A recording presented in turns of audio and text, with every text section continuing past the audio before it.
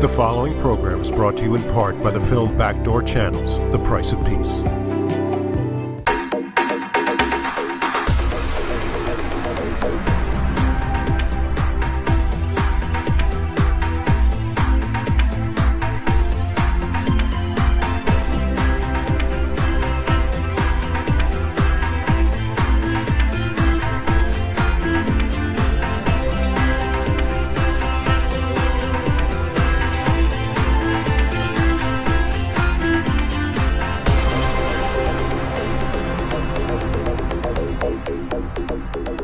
Hi, I'm Leon Charney, and this is the Leon Charney Report. And today we have with us Major General Reserve Ori Orr, who is chairman of the Defense and Foreign Affairs Knesset Committee, which is the most important committee, obviously, in the Knesset. To me, it's tantamount to being a minister. And he sees and hears everything that goes on internally, externally, with respect to security and peace arrangements, etc., etc. He knows everything. Ori, welcome to the show. Thank you. It's a long time. What was it, about a year and a half ago, we talked about the possibility of peace and the peace process. We interviewed you in the Knesset. Then along came the great September 9th signing with Yitzhak Rabin at the White House. Then came the Egyptian Accords. And a lot of tumult in the world now. A lot of people are very nervous. A lot of people, I'm not sure, understand what's happening, at least in America. The feelings are as follows, and you can come to me one by one. People do not trust Arafat. He has not shown himself as a great man. Two, they're very upset about his speech that he made in Johannesburg about jihad. Three, there are some reports that there are secret documents that were made by the government with respect to Jerusalem, which would infuriate a lot of the population. Three topics. Let's start from the beginning. First of all, we don't have peace treaty. We have declaration of principles. Some people, and more people here in the United States, think that we have peace agreement. We don't have peace accord. It's not Camp David. No, it's not Camp David. It is declaration of principles. Let's say we have less than 20% of peace accord. Now we should feel step by step with substance. All these things. Now we have just signed the first phase, Gaza and Jericho. It's only the first phase. You have just mentioned Arafat. It's not a matter of trust or not trust. Arafat is not Nelson Mandela. He's not my favorite, but the Palestinian has only Yasser Arafat. We don't have another leader. I believe that the mainstream among the Palestinians understand for their reasons, they need the peace. They need to go further, step by step. All right, but is he a leader for them? Do they trust him? I'm not talking about Israelis. Some of them trust Arafat, some of them don't.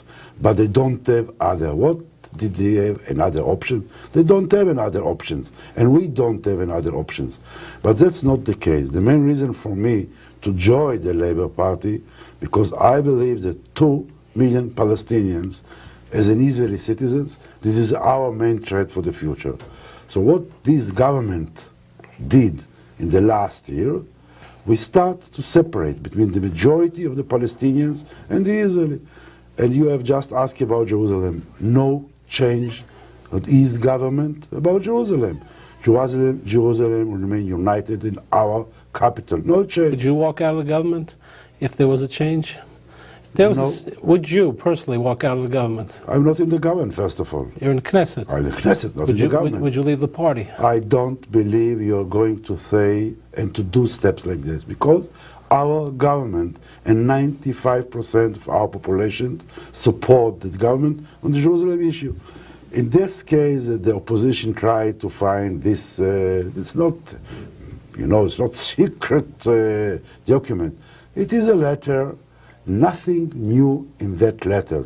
I agree that our government should publish to the public and show them the letter maybe few months late before these days.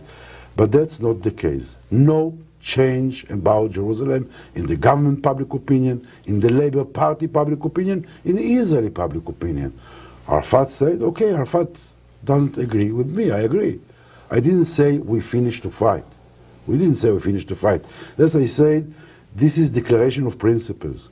We didn't agree about the borders. We didn't agree about Jerusalem. We didn't agree about what kind of entity we are going to give to these Palestinians. Do you believe there'll be any entity less than a Palestinian state? First of all, let's finish the first 3 years, give them free entity. If you're asking me, the Palestinian state is not the important question. Most important question is what kind of borders we are going to see this Palestinian entity. For example, Jordan Valley is going to remain under Israel control or not. In my opinion, there's more important questions than the Palestinian entity. But let's go step by step.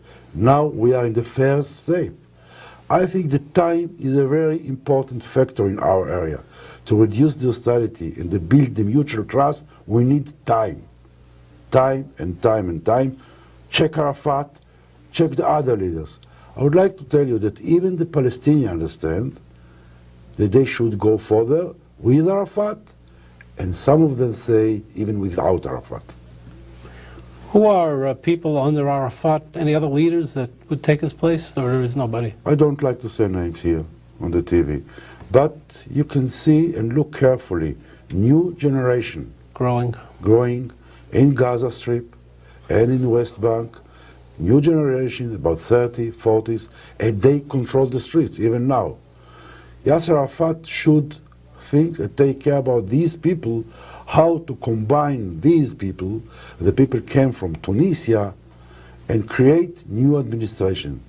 I think the main Arafat tasks now is I would like to see the Palestinian in Jabalia or in Gaza Strip, where they should see economic improvement.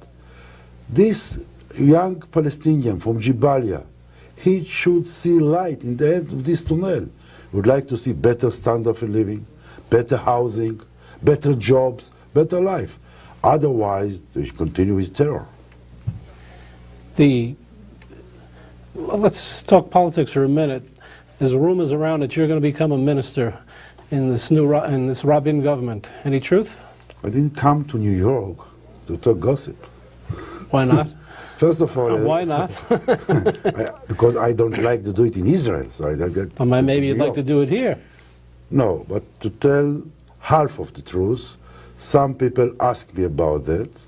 I would like to tell you, I prefer to be chairman of the Foreign Affairs and Defense Committee than to be a minister without really substance. No, I could understand it. I just said that before. But I didn't come here to discuss about Ori future. We are going to discuss about the peace process. I think it's much more important than my We had a man called Ephraim Sneh sitting in this chair. We predicted he would be a health minister. And magic happened. He became a health minister. Not because of you. I don't know. We don't know. We'll be back right after commercial break. Maybe we work. In modern Middle East history, only one peace treaty has stood the test of time, the 1978 Camp David Accord. In the new documentary film, Backdoor Channels, The Price of Peace, learn the true story behind the greatest diplomatic achievement of our time and its lessons for the future. The price of peace is very high. To have this courageous man and my close friend killed. Winner of the Telly Award for Best Cultural Program. Now available at select stores including Barnes & Noble and online at Amazon.com. Now get the book the hit movie was based on, Leon Charney's Backdoor Channels. Learn about the backdoor channel negotiations that led to the historic 1978 Israeli-Egyptian peace treaty. Become a witness to history and order Backdoor Channels online at Amazon or Barnes & Noble. Also available at all other retailers and booksellers. Or download the audiobook at iTunes or Audible.com. Relive history. Order Backdoor Channels. Get best-selling author Leon Charney's latest book, The Battle of the Two Talmuds. Join Charney as he explores years of Jewish history to find out why and how Talmudic scholars and rabbis abandoned the Holy Land for the lands of the diaspora. Learn about the power struggles behind the creation of the Jerusalem and Babylonian Talmuds. It's a book critics call engaging and enlightening. A book which will be of interest to people of every faith. Now available at Amazon and Barnes & Noble, or download the audiobook of The Battle of the Two Talmuds at iTunes or Audible.com. Leon Charney sets out to discover the true meaning of the Kaddish, the Jewish custom of reciting a prayer to commemorate the death of a close relative. Join Charney as he finds out the history of the Kaddish and how it has evolved. Reviewed as a refreshing walk through Jewish history and a book that deserves to be read by both Jews and non-Jews, The Mystery of the Kaddish is now available online at Amazon, Barnes & Noble, and all other retailers and booksellers, or download the audiobook at audible.com or on iTunes. Discover The Mystery of the Kaddish. Available now over iTunes, Amazon, and Google Play. Leon Charney's cantorial CD and Disco Lam. Listen as Charney movingly sings El Moleh Rachamim and Charney's amazing rendition of a disco remix of Adon Olam, all sung in the incredible and individual Charney style. Also listen to the CDs on Rhapsody. Download Leon Charney's cantorial songs and Disco Lam, the disco remix of Adon Olam on Amazon, iTunes, and Google Play. Or listen in on Rhapsody. All available now. We're back. I'm Leon Charney. I'm speaking to Ori Orr. Major General Ori Orr was a great military commander, was commander of the Northern Front, amongst other things, and is now chairman of the Defense and Foreign Affairs Committee, which he just said is far more important than many ministerial posts. I think Rabin he was interior. How many ministries does Rabin have now? In the government? In the government. I don't. He's got a record? Is it in a Guinness Book of Records? More. First of all, Shamir has more ministers Really? than Rabin, yes. But I don't remember now the numbers. Now we don't have a lot. Now we don't. First of all, now we don't have Shas in the government, so we miss at least 2 ministers from Shas. So it's now. That's a good point, Ori. Basically, you have 56 in your coalition, plus the Arabs, which are 5, is 61. Is that correct? 61, yes. And you're making a major change in the country, in policy. Is that enough to carry the country? It is not enough, but I believe if we have success, the public opinion in Israel will support us. Even now, I think we have the majority. And as you just mentioned, we have problem. Because a lot of people in Israel and all over the world say, okay, now we are in the peace process, so we are going to finish the terror, we're going to see, peace and quiet. We have the Hamas, we have the Hezbollah, we have Habash, we have a lot of Palestinian organizations that oppose any agreement. Some of them oppose the survival of Israelis. So we are still, in the same times, in peace negotiations and fighting the terror. So you can feel some disappointment in Israeli public opinion because okay, this is the end of the war. No, it's not in the end of the war. In more than that, I think now in Israel we are in a very important, crucial period of time. We are, let's say, since the independence, we didn't have dispute about our borders. Now we have real dispute about our borders. So this dispute, and at the same time fighting the terror, and at the same time uncertainty for the people. They live in Golan Heights, they live in Jordan Shumria, in Jordan Valley, or in Gaza Strip. Uncertainty for the Palestinians. Some of them don't trust Arafat, some of them trust Arafat. So in this all kind of feelings, you can understand why the people in Israel feel it's not so good. And more than that, the people in Israel, they are very sensitive about the security. Some of them, they have the Holocaust complex. Some of them, you can understand, after 100 years of fighting, don't believe that we are in the beginning of new era. Okay. Well, it's still, I agree with you that we need more support. And I hope that Rabin can find the way how to put more parties in the coalition. I hope so. I agree. We need more parties, at least 1 or 2 parties in our coalition. I agree. We need it. All right. I want to talk about 2 other subjects that are disparate. Chaim Ramon in Syria. Chaim Ramon is a young Turk who was in the Labour Party, left the Labour Party, was health minister, went out and tried to take the Histadrut elections and took the Histadrut elections, which was a big political move in Israel and a gutsy move, and was expelled originally from the party. And is he back now in the party? No, I don't think he's going to come back. But to conclude my answer, I'd like to say that I believe In 96, Rabin will lead the Labour Party, and more than that, I believe that in 96, Rabin will lead all the parties in Israel from the center to the left as our Prime Minister. I believe so. Not Ramon and not other people. That's my idea about the future. So about Ramon, the Histadrut, we'll change the Histadrut. Ramon is in the Knesset as an independent now? It's an unsolved problem. He's still in the Knesset. He votes with the Labour. He votes with the Labour. Sort We'll of a see. Talmudic move. It's a temporary situation, and we'll find some solution. Was that Find some a solutions. big revolution in Israel, this victory? Not big revolution, but it is a change. Some people in Israel, after the election to the Histadrut, say that we don't need parties. I don't believe in that. In any democracy, even in the United States, What do you mean you don't need parties? you don't need parties. What do you can need? come- For Ramon is a very good example. Social gatherings? Sometimes a social gathering. Ballroom dancing? You can take, few people with good appearance and say, okay, let's change something. I don't think so. Doesn't work. In the long Ross run, Perot showed that. exactly. Ross Perot is a very good example. I believe in the long run, good democracy needs parties, like United States.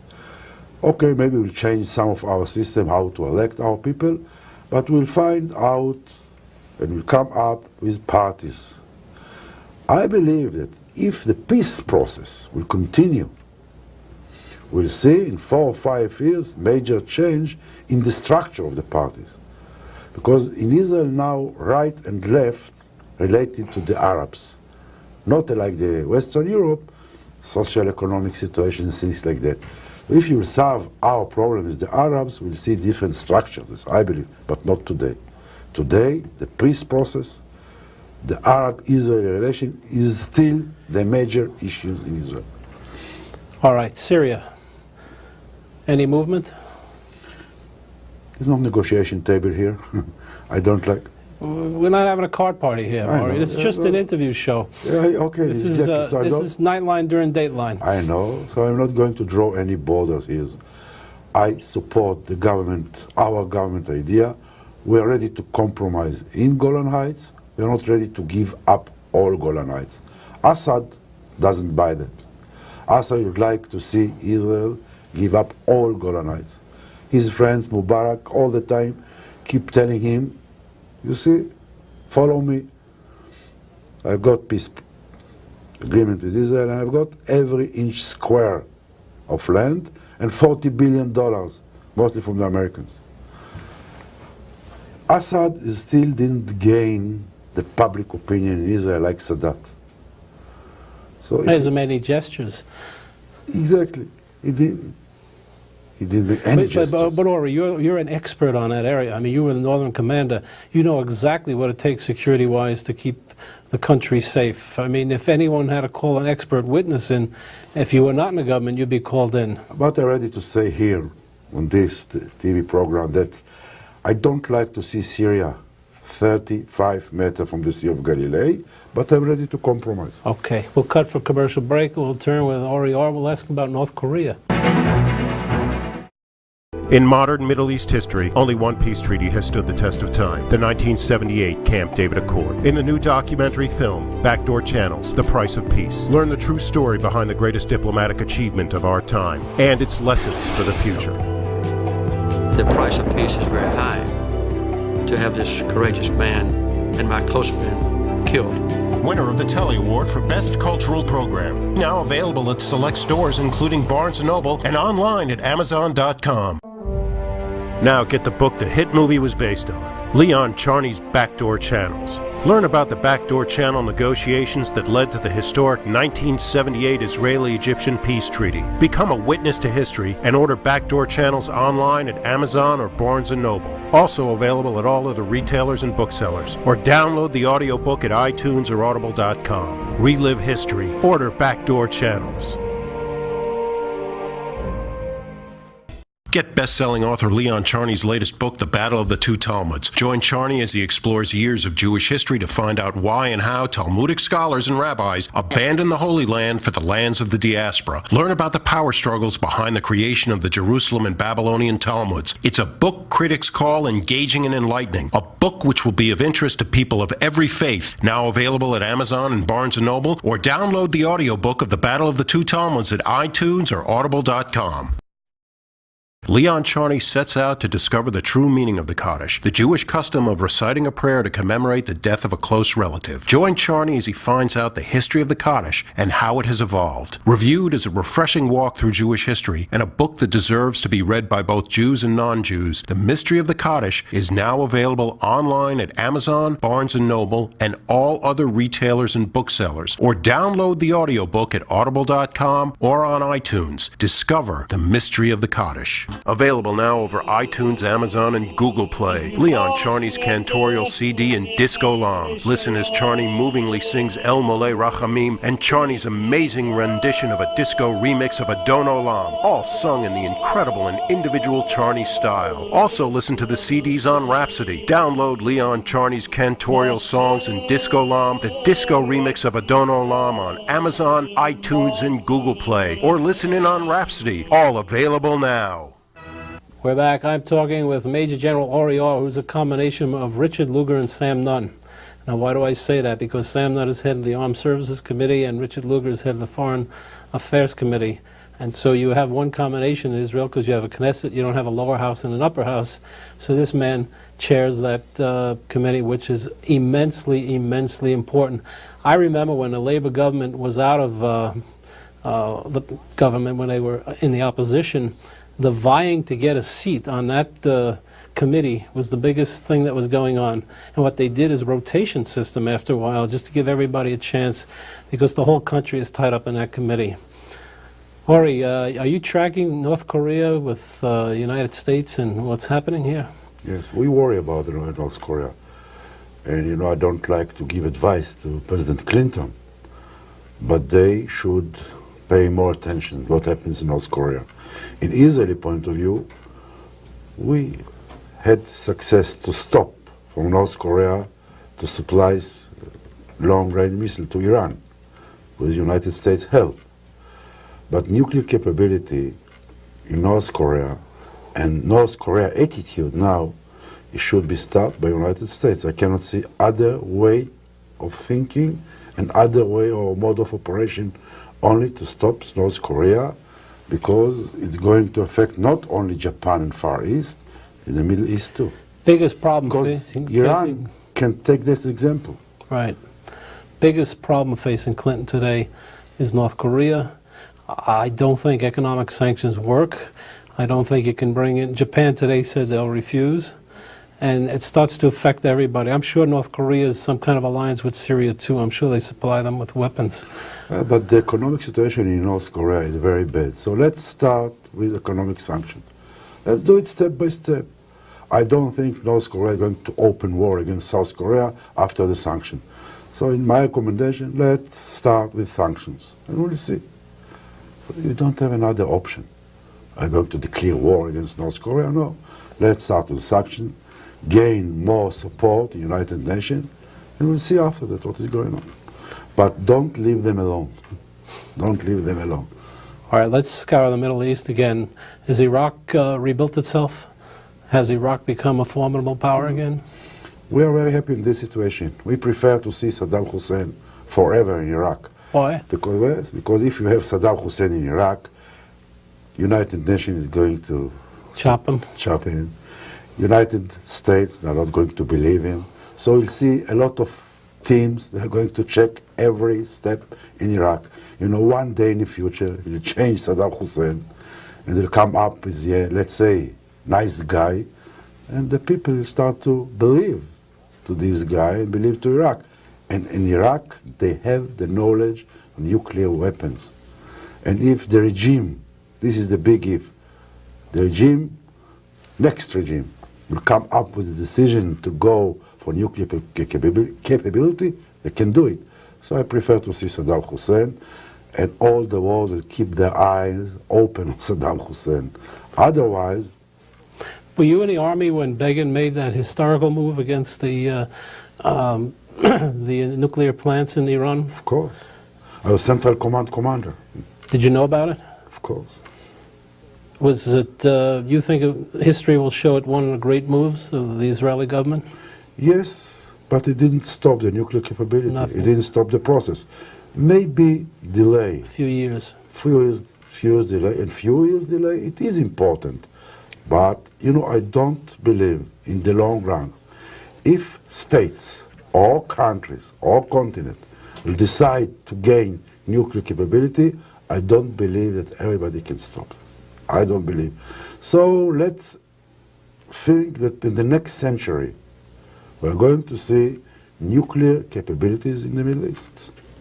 By the way, Ori, would you be against the United States having troops in an area in the Golan? Yes. Why? Yes, I'm against it. I understand. You made a statement against it. Not once, more than once. Really? We are going to the peace process. If Syria and Israel, or Syria and the Palestinian, I prefer to see common patrols. Israel, Syria, Israel, You don't want a buffer. I don't need a buffer. Between two countries that really have the willing to do peace, we don't need buffer. That's one.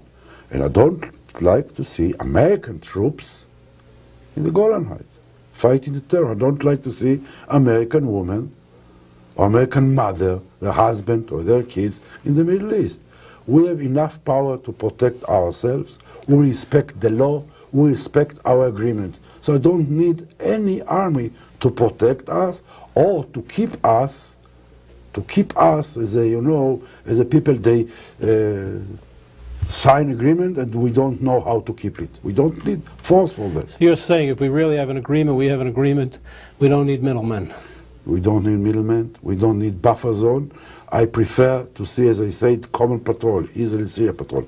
I didn't say, okay, maybe few observers or few electronical devices, intelligence devices, yes. But to see Americans or any international troops, no. And you know, if you're asking me, I don't think now we need the American troops in Sinai. Not anymore. We have peace agreement, we have peace treaty. But they need jobs. Okay, it's an American point of view. I don't need... Mrs. Bega-Shochar is here, she'll tell you. We don't need any buffer zone. And I can tell you that I don't like to see international force in Hebron now. We have now in Hebron international force. I don't think it's good for our agreement. We are going to stay in the Middle East forever. Let's find a way to reduce the hostility, build a mutual trust, and live together, side by side. Not with buffer zone, or with other people that come from the United States or from Europe. Is that the majority opinion in the Labour Party? It's a very important point that you make, by the way. You're saying, look, if we really have peace, we have peace. We don't need intermediaries. If I'm getting married, I don't have to take the mother-in-law with me. To be honest, I don't know. We didn't make poll on that. I believe that a lot of people in the Labour Party think like me, but I cannot tell you it's majority or not, to be honest. It's an important point. All right, let's go around the world a little bit to Iran. What's happening in Iran? Dangerous, huh? I'm very happy to say, not happy, that Iran is not only Israel problem. You can find Iran fingers in Jordan, in Lebanon, in Algeria, in Egypt, in Sudan. It's more than fingers, it's all their hands there. So the one big country in the world, they use the terror as a legitimate political tool under Rafsanjani. And we know the Ron Arad was there. And Iran knows... Ron Arad, the Ron Arad, yes. And they know that after we took the guy from Lebanon, and we know and we have our evidence about that Ron Arad occupied by Iran some years. Cannot tell you now because we don't have the details about what he's doing now. I'm sorry to say that. But Iran, now they're trying to get nuclear capability. Where do they get their money? From oil? Only from oil. Oil. Only from oil. But you know, to gain nuclear capability is another matter of money. You don't need a lot of money for that.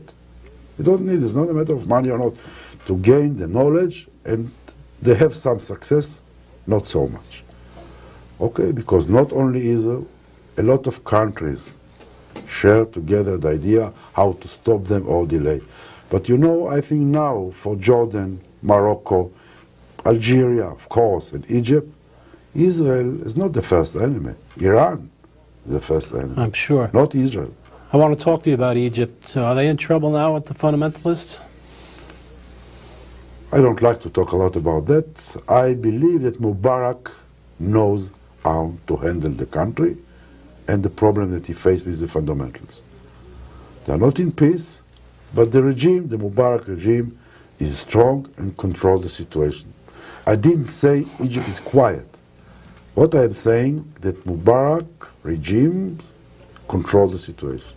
I've got to tell you a personal story that I felt very good when I saw Mubarak orchestrate the signing between Rabin and Arafat, when Arafat started to get his knee nervous and he didn't want to sign, because, you know, I worked on Camp David with Jimmy Carter and Weitzman and Dayan and all that, and this was a fulfillment, because when they signed 15 years ago, Egypt was ostracized. They were taken out of the Arab League, and here you had, you know, it was just a fulfillment. And I think people should look at that and take 15 years down the road, maybe what Israel's doing now is justifiable, will work for the country. Like you were saying before, piece by piece by piece. We had a lot of conflict when we wanted to do Camp David. There were a lot of problems. Yamit was a problem. There were tremendous problems.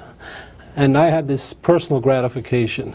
I agree, but you cannot compare the situation between Israel and Egypt and Israel and the Palestinians. In my opinion, it's not the government opinion, the Palestinians-Israeli conflict, the most complicated conflicts, because it's a combination between ideological conflict and security. You're talking about Jerusalem, you're talking about land, our land. And refugees. And refugees. I'm going to cut for 1 minute for a commercial break. I'm going to come back and talk to Ori Orr about refugees, which is a tremendous problem that they have to attend to. Do you go back to 48, to 67, 73? What happens? Stay tuned.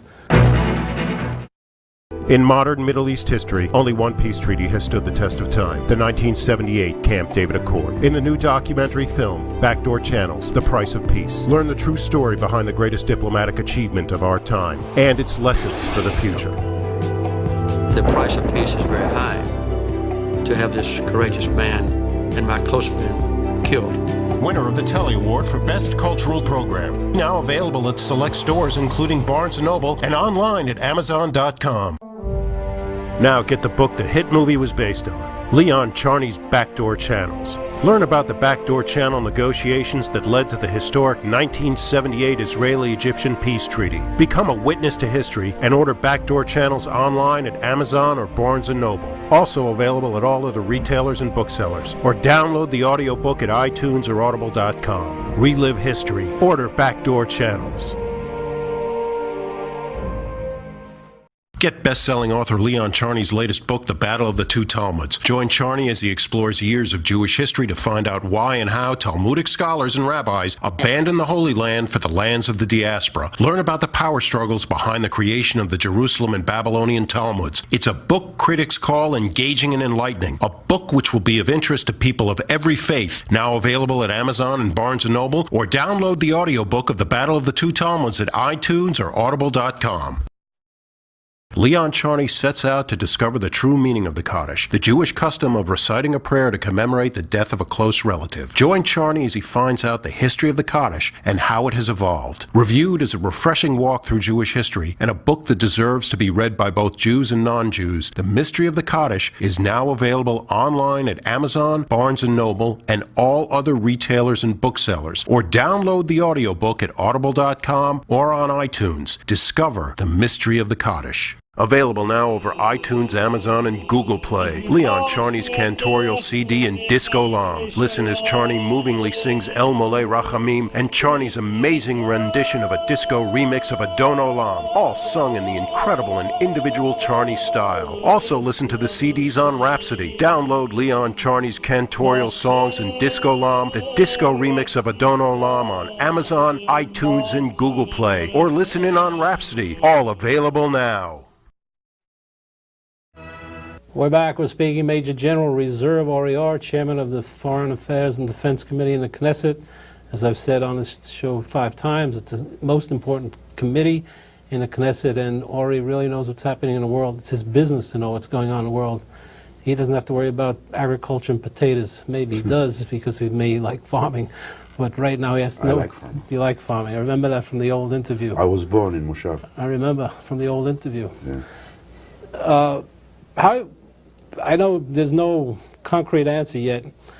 Is there a possibility that the Palestinians can make a claim to return 1948 refugees to? They understand it. No? And this is the main reason you can see a lot of refugees, especially from Lebanon, from Beirut. They called Arafat traitor because they understand the first time nobody is going to give them back their land in 48 in Israel. Some of them can come back to Gaza Strip, the West Bank, but not to Israel. And they understand that. You know, they're going to establish committee, we'll check every name, but all the names that you are going to check, we're talking about West Bank and Gaza Strip. I'm not talking about Israel. So they won't come back to Israel? They won't come back, and most of them understand that. Some of them... What happens to an Arab in 48 who left Jaffa? Will he have a claim for reparations? Will he have a claim for money? We'll see, but you can claim for money. As you know, we have a lot of Jews that came from Syria, from Egypt, from Morocco. Rather, we can claim the same thing. As I said in the beginning, we have a lot of things to solve. A lot, thousands of details. We are in the beginning, very important beginning, very historical and crucial period of time. But it is still a beginning. Still in the beginning, the first time we have just started to talk about these issues. Till 1 year ago, we even didn't talk about that. No, we have just started to talk about it. Are you doing joint patrols now with the Palestinian police? Yes. You know, today it's exactly 3 weeks that we have the Palestinian police in Gaza Strip. And I'm not very, but I'm pleased to say they're doing quite a good job. Quite a good job. Economically, has it been a benefit to? That's the problem. That's the main problem. And if I have, I don't like to say a few things about Arafat. He's not my favorite. I suppose he wasn't. No, but if Arafat will ask me what to do, I'll give you one advice. Pay attention more to the people than the symbols now. Because without taking care of these people in Jabalia, in Gaza Strip, we're going to see any future. And the main problem now is an economic problem. An economic problem. There was, even the United States, ready to give them, finance them. But they would like to see the tools. They would like to see any kind of administration that can take care about the money. They would like to see the people who come up with, short-run plane, average-run plane, long-run planes, to see, to give the people, as I said in the beginning, some kind of light in the end of this tunnel. And what we really worry about that if the average Palestinian for Jabalia, if this is the big if, to see any candle of hope, continue with the terror. No fence, even electrical fences, most complicated fence can help. If these people are going to find new standard of living, a new hope. And this is Arafat jobs. In my opinion, he doesn't pay attention to these people. Well, one of the problems that people speak about Arafat is he doesn't delegate, and he's running this like an organization or a committee, whereas he now has a de facto type of government. He needs to get some kind of transportation person, an economic person, and I know a lot of good people or Palestinians who don't want to join. I mean, they don't want to be associated with him. I mean, that's his problem. No, that's Arafat's problem. He is a big survivor. Some of the reason that he's a good survivor, because he used the people all the time. I believe, and most of it, as I said in the beginning of our conversation, some people in Gaza, among the Palestinians, will take control in the area without Arafat, one day. Arafat is smart enough to understand that, and I believe will change some of his attitude.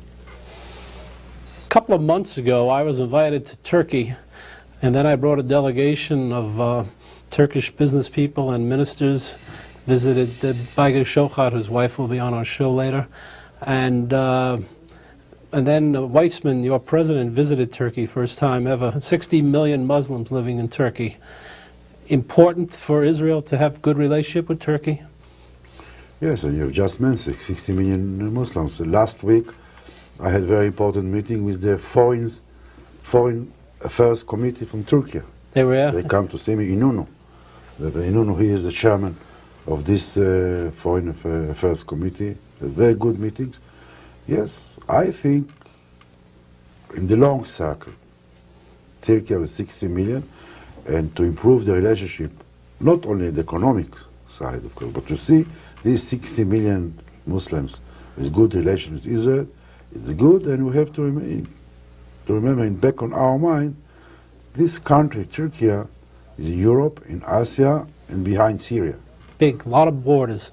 I had lunch with Mrs. Chilla, who's the Prime Minister of Turkey, and she said, look, there are two ways to go. There's a fundamental Muslim, or there is a pluralistic Muslim. We are the pluralistics. If the Western world doesn't understand that and support us, there could be real dire problems there. Yes, but all of us, we have to remember that in Ankara and Istanbul, both the fundamental new elections. After the election, the fundamental groups won. I know. The big and the good fight against the fundamentals is by economic measures. If you can fight countries with poor people, you know, you can find more and more fundamental people. That's basic. Yes, it's a basic. The people understand that, but it's very easy to say, but it's very hard to do. Martin Luther King understood it very well. Okay, Algeria is a very good example. All right, we got to cut. We'll be back in a minute after commercial break to continue with Major General Ori Orr. In modern Middle East history, only one peace treaty has stood the test of time, the 1978 Camp David Accord. In the new documentary film, Backdoor Channels, The Price of Peace, learn the true story behind the greatest diplomatic achievement of our time and its lessons for the future. The price of peace is very high. To have this courageous man and my close friend killed. Winner of the Telly Award for Best Cultural Program. Now available at select stores including Barnes & Noble and online at Amazon.com. Now get the book the hit movie was based on, Leon Charney's Backdoor Channels. Learn about the backdoor channel negotiations that led to the historic 1978 Israeli-Egyptian peace treaty. Become a witness to history and order Backdoor Channels online at Amazon or Barnes & Noble. Also available at all other retailers and booksellers. Or download the audiobook at iTunes or Audible.com. Relive history. Order Backdoor Channels. Get best-selling author Leon Charney's latest book, The Battle of the Two Talmuds. Join Charney as he explores years of Jewish history to find out why and how Talmudic scholars and rabbis abandoned the Holy Land for the lands of the diaspora. Learn about the power struggles behind the creation of the Jerusalem and Babylonian Talmuds. It's a book critics call engaging and enlightening. A book which will be of interest to people of every faith. Now available at Amazon and Barnes & Noble, or download the audiobook of The Battle of the Two Talmuds at iTunes or Audible.com. Leon Charney sets out to discover the true meaning of the Kaddish, the Jewish custom of reciting a prayer to commemorate the death of a close relative. Join Charney as he finds out the history of the Kaddish and how it has evolved. Reviewed as a refreshing walk through Jewish history and a book that deserves to be read by both Jews and non-Jews, The Mystery of the Kaddish is now available online at Amazon, Barnes & Noble, and all other retailers and booksellers. Or download the audiobook at Audible.com or on iTunes. Discover The Mystery of the Kaddish. Available now over iTunes, Amazon, and Google Play. Leon Charney's cantorial CD in Disco Lam. Listen as Charney movingly sings El Mole Rachamim and Charney's amazing rendition of a disco remix of Adon Olam, all sung in the incredible and individual Charney style. Also listen to the CDs on Rhapsody. Download Leon Charney's cantorial songs in Disco Lam, the disco remix of Adon Olam on Amazon, iTunes, and Google Play. Or listen in on Rhapsody. All available now. We're back. We're talking to Major General Ori Orr, the Sam Nunn and Richard Lugar of Israel combination, Foreign Affairs and Armed Services Committee, which is the same thing, so you should understand what he does, and he chairs that committee. By the way, Ori, can anything happen in Israel in terms of a peace process movement without going through your committee? Of course. First of all, Rabin and the intelligence officers and Peres, of course, the chief of staff, every week we have a weekly report. So you must get reports from them? Yes, report. Of course. It's not our responsibility. Rabin doesn't need to ask us what to do or not to do. But he gives us the reports, week reports, no problem at all. And we follow. We make a lot of tours in Gaza Strip. For example, last Sunday, all the committee, the long tour in the security zone, Lebanon. It was very interesting. And in Gaza Strip, in Jericho, in my opinion, the most important tools for the parliamentary people is the knowledge. They should do everything in the area. How many members in your committee here? 17. And who's the leading Likud member? Bibi Netanyahu.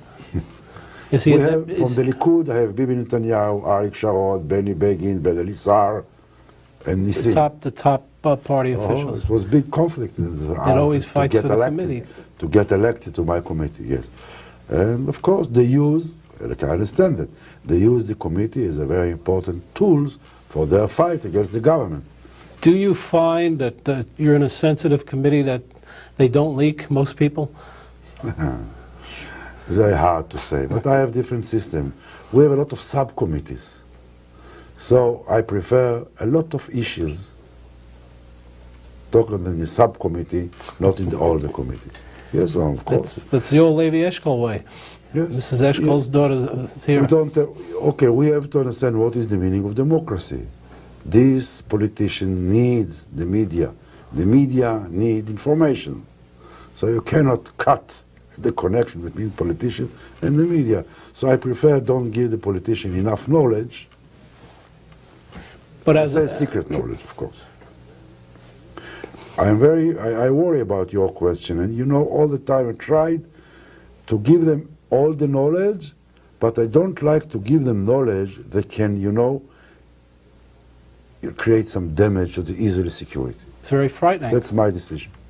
As chairman? As a chairman. That's my decision as a chairman, and I think, you know, in the last years, I don't think you find important piece of information that leaked from my committee, that hurt Israel. That's very good. I'm trying, at least, yes. But it's a very important issue. I know that, yes. I know that, okay. This is, I think here's the same thing. Here's the same thing. There's a book that was written by Bob Woodward, and you've probably seen him on television. He's been all over the tube the last couple of days about the agenda. It's called, and it talks about Clinton's White House.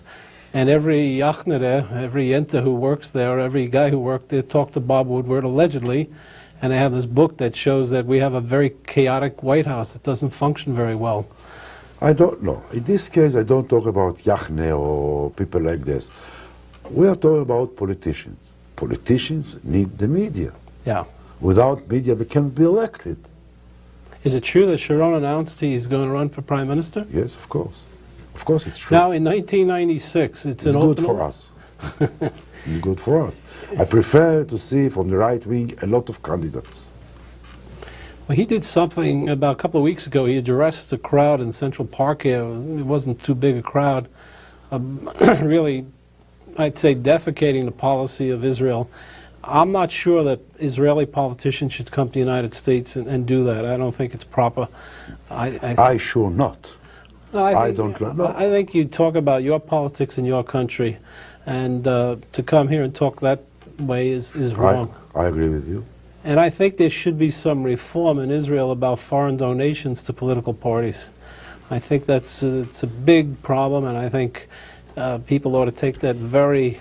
You should take a look at that. I think more far than you have just mentioned. I think Israeli government and the Jewish leaders all over the world should come up with a brainstorming, some kind of new team that will think about the next century, the relationship between the Jewish diasporas and Israel. That's what Weitzman is doing in 2 weeks.